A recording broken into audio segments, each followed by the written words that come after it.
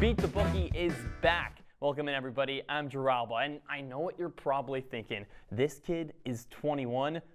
Yeah, as of this August. So before you email the station for breaking FCC violations, let's chill out a little bit. However, when it comes to my takes, well, they're anything but chill. They're red hot. Stay to make some money or leave and wish you did. Someone who was anything but hot last week was Nathaniel Cunningham. He left, well, a lot to be desired, as have most of the guests on this show. He had a nice win with the Arizona money line, but total profits in the negative. I can promise you that's not going to be me. I'm going to be in the green, baby. Nathaniel Cunningham, a 4-6 record, mediocre to say the least. Let's see how everyone else has fared, and it's a lot of red. Jish at the top, carrying the boats and the logs, but pretty much everybody else in the red. Jake Klein, what are we doing, pal? Minus $76? You couldn't be that bad if you tried. And everyone else just kind of floating in the darkness of red. Green, on the other hand, well, that's my favorite name. It's now time to beat the bookie. Jerry, you better yell! Show me the money! Show me the money! To kick us off, Pitt is 2.5-point dogs against number 16 Georgia Tech in ranked ACC action, which, by the way, I didn't even know existed. I mean, seriously, ACC. At this point, you might not even get a single playoff team in the college football playoffs. What a joke. But if a team has to make the CFP from the Atlantic Clown Convention, it should probably be from one of these two squads. Pat Narduzzi and the Panthers got a 2.5-point cushion on the road, and I think in a close game, I'll ride with the Pitt spread. And no, it's not because I love this Pittsburgh team. I don't. But it's because Georgia Tech is simply not the 16th best team in the country. Heck, I don't think the Yellow Jackets should be ranked. GT has the 10th worst defense in the ACC, and as of late, it's been even worse. 48 points allowed to NC State, and the kicker, 36 points against a 1-10 Boston College. Doesn't exactly scream confidence. Pitt, I know, just lost by 3 scores against number 9 Notre Dame. But before that, the Panthers were on a 5-game winning streak. Not to mention, Pitt made Boston College look like a Pee-wee football team in a 48-7 win earlier this season. And yeah, the Yellow Jackets were a missed field goal in Boston last weekend from college football's most embarrassing loss of the season. Slam the Panthers spread. In our second game of the week, number 11 BYU is 2.5-point favorites at Cincinnati, and give me the Bearcats to cover the spread. And yes, I know you're probably thinking, but Drew, BYU can't beat any real competition. And guess what? I agree with you, but Cincinnati is not real competition. The Bearcats have lost back-to-back and haven't beaten a ranked team this season. And guess what? You know what BYU is best at? Beating bad to mediocre competition. The Cougars are undefeated against teams outside the top 5. And yes, that 29-7 loss against number 5 Texas Tech a couple weeks ago wasn't exactly close, but guess what? Cincinnati is nowhere near the team Texas Tech is. And as long as Bear Bachmeier holds on to the ball, BYU should have no problem covering the 2.5-point spread against Cincinnati. Also, quick side note, Cougars fans, how do we feel switching A.J. Dibonsa from the court onto the gridiron for the next few games? Imagine lining up against a 6'8", hyper-athletic forward with a 40-inch vert. I mean, talk about a weapon. Just a thought, though. Now, I'm on a tangent. Here's another thought. In our last game of the week, number 7 Oregon has 10.5 points over number 15 USC in what should be a Pac-12 matchup. I mean, my goodness, growing up on the West Coast, the Pac-12 was all I knew. And don't get me wrong, I still love college sports. But it feels like I lost contact with my childhood best friend. Bring me back, man.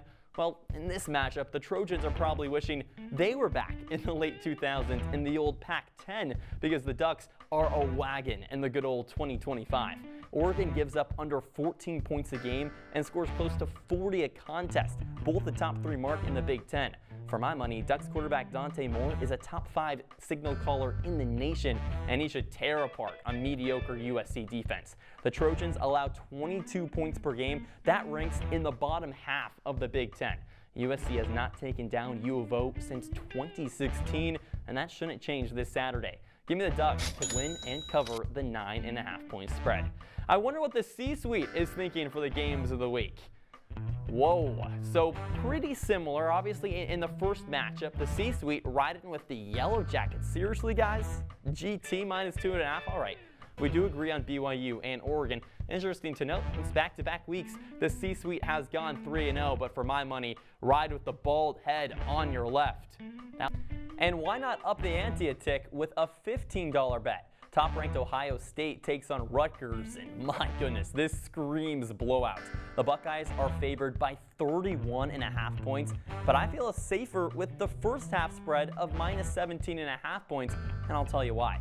OSU is in a spot where its focus should be on one thing, the playoffs. I can see a world where Ryan Day rests his guys in the second half, which scares me a tick, so I'll play it safe and take the first half spread.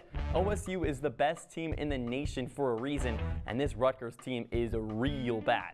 Earlier in the season, the Scarlet Knights were overwhelmed by Oregon 42-3 in the first half, and a similar thing but will happen this weekend. Slam Ohio State first half spread. Up next, it's my first moneyline play of the week. I like $10 on UNC to win outright over Duke at plus 205.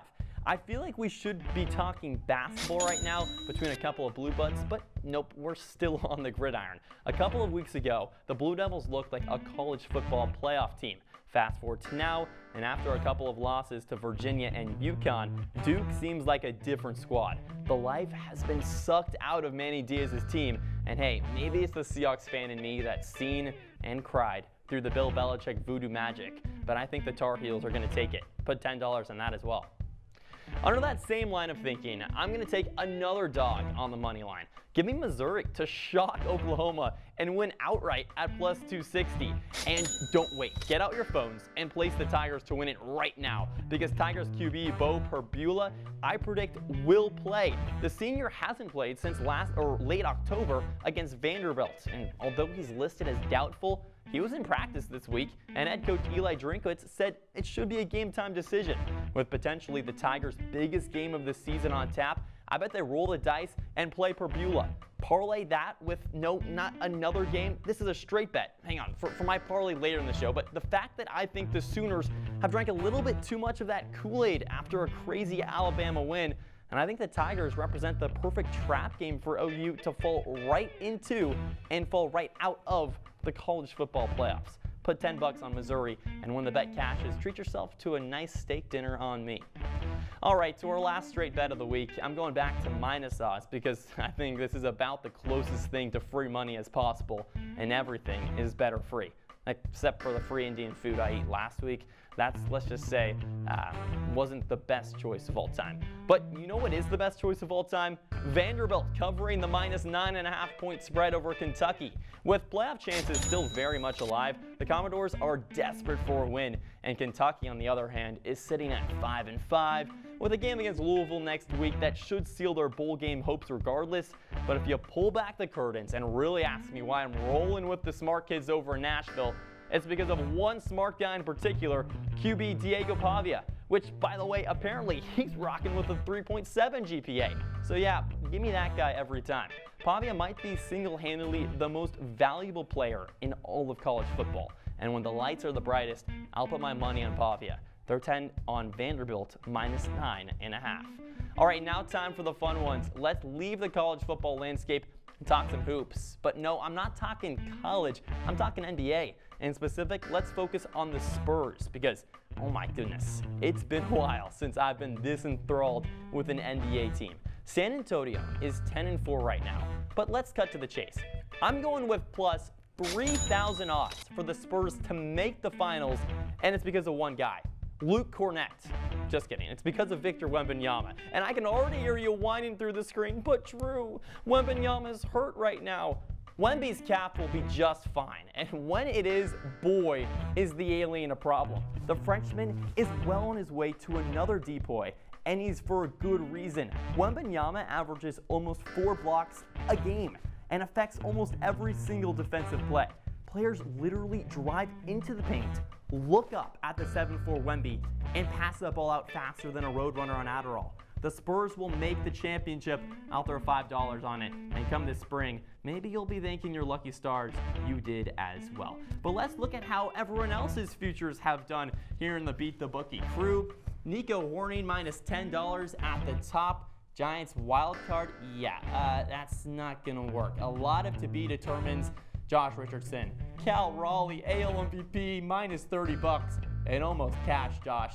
All right, now finally to the play of the week, the parlay. And if you watch Beat the Bookie religiously, you would know the parlay is usually an opportunity for whoever's on the show to throw $5 onto it and accept it as a free Lincoln into the ether. Well, not me. I'm putting my money where my mouth is and throwing $20 on my parlay, and we're heading to the good old NFL. Give me a fashioned 4-leg parlay, which goes as follows. First off, I'm taking the Lions spread. They're going to take it over the New York Giants minus 10.5. The Giants are in absolute shambles. Flashback a couple of weeks, you got Cam Scatterboo, you got Jackson Dart running all over the place. Now it's a completely different football team. Dable out, the Lions still somehow underrated. They're going to take it minus 10.5. Leg number 2 in my 4-leg parlay, Cardinals. Plus 2.5, you're giving them odds against the Jaguars. Trevor Lawrence is not the #1 quarterback myself and everyone else thought he was going to be. And I understand the spiraling quarterback controversies with Kyler Murray, Jacoby Brissett, and most recently Micah Wilson. I think this lets the rest of the team play with this sense of freedom against this Jaguars team. Give me Cardinals at plus 2.5. Leg number 3, you're going to call me a homer. I can already hear it through the TV screen, but my goodness, the Seahawks are really, really good at football, and minus 13.5 against the Titans is not enough points. Give me 2 touchdowns against Tennessee, which for my money is the worst team in the NFL. Seahawks, by the way, sneaky Super Bowl favorites? Who knows? We'll have to see. Leg number 4, to round everything off my $20 4-leg parlay, it's the Niners. It's the Panthers, and as much as I hate the 49ers with a vengeance, shout out Nate Martin, minus 7 against the Panthers is going to hit. Carolina is somehow overrated right now, which I never thought was possible. And on the other side of things, Kyle Shanahan is a football genius. So let me take San Francisco. That's my 4-leg parlay. It's the easiest way to win $250 possible. Pick the Lions, Cardinals, Seahawks, and 49ers. Spread $20 to win $250. Let's take a look at my picks as a whole. We got Georgia Tech, Pittsburgh. Give me Pittsburgh plus 2.5 for $10.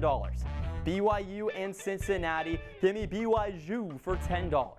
Oregon, USC, minus 9.5. That's not enough for the Ducks. $10 on a top 10 Oregon team and $15 on Ohio State first half. Make sure you do the first half, minus 17.5. Then moving on to our final 4 picks of the day, North Carolina money line plus 205 versus Duke, $10 on that. $10 on number 8 Oklahoma to lose to number 22 Missouri, the money line at plus 240. $10 number 14 Vanderbilt at minus 9.5 versus Kentucky. Diego Pavia is going to get the boys rolling for $10. And for $5, why not throw it on the Spurs to reach the NBA Finals at plus 3,000. And of course, my parlay, which is going to feed families for $250 a profit. Well, with that, that wraps up Beat the Bookie. Thanksgiving next week. So don't come here, don't watch the show. We'll be back in a couple of weeks. Thanks so much to the BTB producers, Adam Hipsky and Griffin Bloomstein. If you know anything about me, know that I'm always right. It's my way or the highway. So if you want to make some money and have some fun, tail my bets.